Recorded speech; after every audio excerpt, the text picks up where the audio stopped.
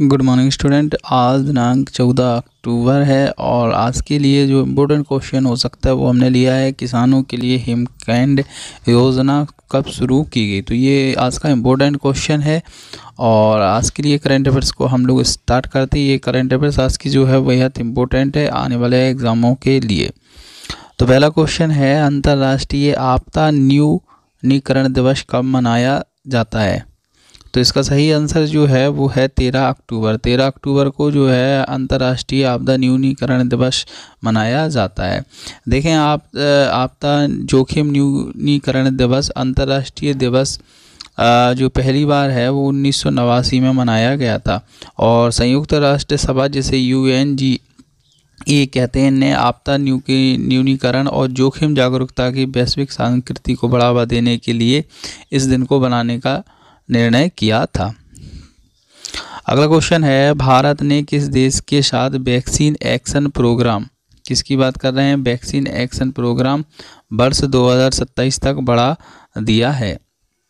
तो ऐसा करने के लिए भारत ने फ्रांस, संयुक्त राज्य अमेरिका के साथ इस प्रोग्राम को बढ़ा दिया गया है, 2027 तक कर दिया गया है। देखिए भारत सरकार ने 2027 तक Indo US vaccine action programme को बढ़ा दिया है और यह एक द्विपक्षीय सहयोगी कार्यक्रम है जो संयुक्त राज्य अमेरिका में national institute of allergy and infection disease, national institute of health के सहयोग से बनाई गई है। ये बात आपको ध्यान रखना है। तो आपको केवल इतना ही ध्यान रखना है कि किस देश के साथ इस प्रोग्राम को बढ़ाया गया है। हाल ही में किस देश ने अफगानिस्तान में महिलाओं और लड़कियों के दमन के लिए जिम्मेदार तालिबान के सदस्यों पर वीज़ा प्रतिबंध लगा दिया है। तो देखें संयुक्त राज्य अमेरिका ने ऐसा किया है जिसने वीज़ा प्रतिबंध लगा दिया है। देखें संयुक्त राज्य अमेरिका ने तालिबान के सदस्यों और अन्य व्यक्तियों पर वीज़ा प्रतिबंध लगा दिया है। ये लोग अपनी नीतियां और हिंसा के माध्यम से अफगानिस्तान में महिलाओं और लड़कियों के दमन के लिए जिम्मेदार हैं, ये बताया है इन्होंने अपनी बात में। देखें यह वीज़ा प्रतिबंध नीति तालिबान के वर्तमान या पूर्व सदस्यों के लिए वीज़ा जारी करने को प्रतिबंधित करती है। तो इन्होंने जिम्मेदारी के लगाते हुए संयुक्त राज्य अमेरिका ने इस पर प्रतिबंध लगा दिया है। हाल ही में किस प्रदेश सरकार ने किसानों की मदद के लिए हिमखंड योजना शुरू की है, जिसका अपन लोगों ने क्वेश्चन लिया है, इम्पोर्टेंट माना है, वही क्वेश्चन है, हिमखंड योजना शुरू की है। तो इम्पोर्टेंट योजना है किसने शुरू की है, हिमाचल प्रदेश ने शुरू की है। देखिए हिमाचल प्रदेश में नवीनतम आंकड़ों के अनुसार हिमाचल प्रदेश का लगभग 80% कृषि क्षेत्र वर्षा पर निर्भर करता है और यह योजना बेहतर जल संरक्षण और फसल विविधीकरण और एकीकरण खेती के लिए किसानों के खेतों को शुरू से अंत तक संपर्क प्रदान करेगी। देखें इस योजना के अंतर्गत मार्च 2024 तक 23,344 हेक्टेयर कृषि योग कमान क्षेत्र को विकास गतिविधियां प्रदान करने की योजना है और राज्य तकनीकी सलाह समिति ने 305.70 करोड़ रुपए की 379 लघु सिंचाई योजना को मंजूरी दी। देखिए एक अच्छी योजना है। इस योजना के तहत होगा क्या कि शुरू से लेके एंड तक ये किसानों के साथ इस योजना जुड़ी रहेगी, जिससे पता चलता रहेगा क्या खेती में चल रहा है सुधार और क्या नुकसान हो रहा है। अगला क्वेश्चन है, देश के नागरिकों को arms force Vettel casualties welfare fund में योगदान के लिए कौन सी वेबसाइट लॉन्च की गई है। तो ये जो की गई है वेबसाइट लॉन्च वो है माँ भारती के सबूत, इन्होंने लॉन्च करते हुए दिखा दे। केंद्रीय रक्षा मंत्री राजनाथ सिंह ने एक वेबसाइट माँ भारतीय सबूत को लॉन्च किया जो देश के नागरिकों को सशस्त्र बलों जो कल्याण कोष के में योगदान करेगी, सक्षम बनाएगी। और प्रख्यात अभिनेता जो अमिताभ बच्चन जी हैं उन्होंने इसका गुडविल एम्बेसडर बनाया गया। तो आपको यहाँ से इस ऐप का नाम याद रखना है और इसके एम्बेसडर कौन बनाया गया वो ध्यान रखना है और किसने इसका शुभारंभ किया वो ध्यान रखना है। PM-DY इन योजना का उद्देश्य भारत के किस विकास क्षेत्र के लिए है, ये भी इम्पोर्टेंट क्वेश्चन है। योजना से रिलेटेड इम्पोर्टेंट क्वेश्चन होते हैं, आपको ध्यान रखना चाहिए। देखें ये किस क्षेत्र के विकास के लिए है? उत्तर पूर्वी क्षेत्र के लिए। देखिए, भारत सरकार ने 100% केंद्रीय वित्त पोषण के साथ PMDY योजना की घोषणा की है। PMDY जो है वो पूर्वोत्तर क्षेत्र के लिए प्रधानमंत्री विकास का पहल है और इसका उद्देश्य ही क्या है कि पूरे उत्तर पूर्वी क्षेत्र का विकास करना। इस योजना में युवाओं और महिलाओं के लिए सहायक उद्योगों, बुनियादी ढांचे, आजीविका गतिविधियां और सामाजिक जो विकास की परियोजना उसका सृजन करना होता है। अगला क्वेश्चन है, प्रधानमंत्री नरेंद्र मोदी ने हिमाचल प्रदेश के किस जिले में 2 जल विद्युत परियोजना की आधारशिला रखी? इम्पोर्टेंट क्वेश्चन है आज के ये सभी एग्जाम पॉइंट ऑफ व्यू से।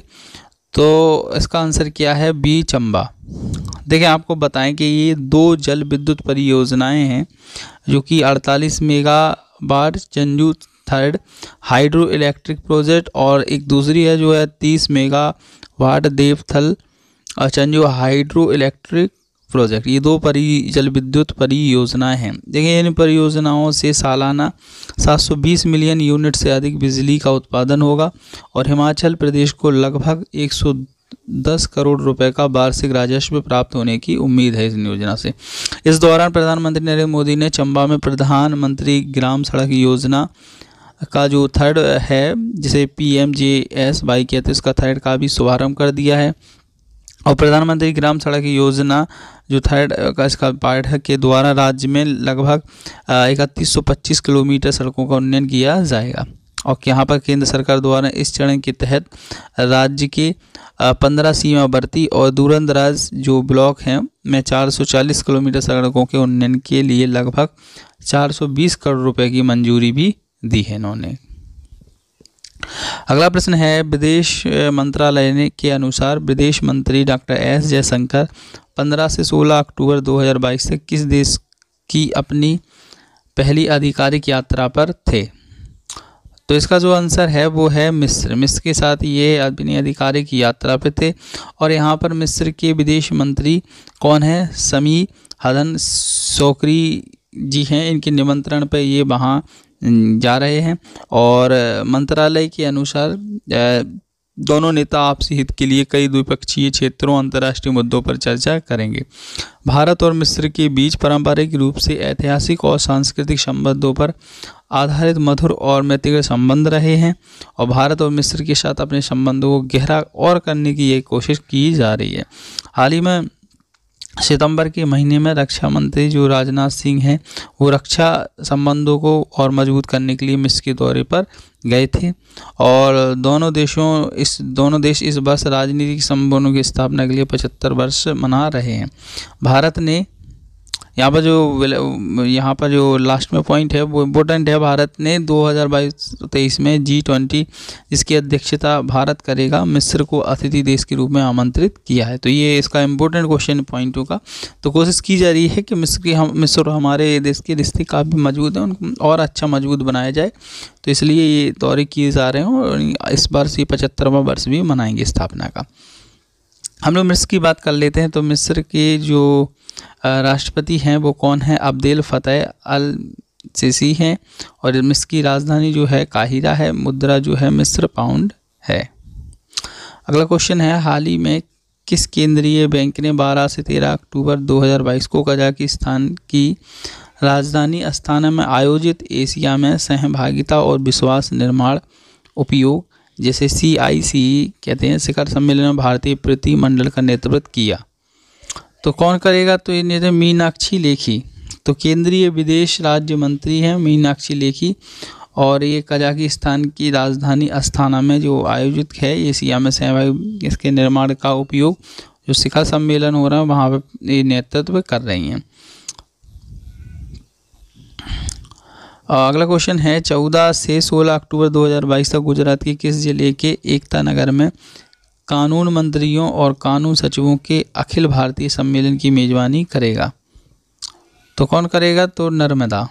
देखें, सम्मेलन में राज्य और केंद्र शासित प्रदेशों के कानून मंत्री और कानून सचिव भाग लेंगे। केंद्रीय कानून और न्याय मंत्री किरण रिजिजू जो हैं वो 15 अक्टूबर को सम्मेलन को संबोधित करेंगे। और सम्मेलन में भारत की कानूनी प्रणाली से संबंधित विभिन्न विषयों पर चर्चा होगी ताकि नीति निर्माता देश के भविष्य के लिए एक रोड मैप तैयार की जा सके। ये इसका उद्देश्य है सम्मेलन का। तो देखें, आज के यही सिर्फ इम्पोर्टेंट क्वेश्चन थे। आप लोग इनको ज़रूर पढ़िएगा एग्ज़ाम से पहले, किसी भी एग्ज़ाम से पहले, और चैनल को लाइक शेयर सब्सक्राइब कीजिएगा। थैंक यू देखने के लिए।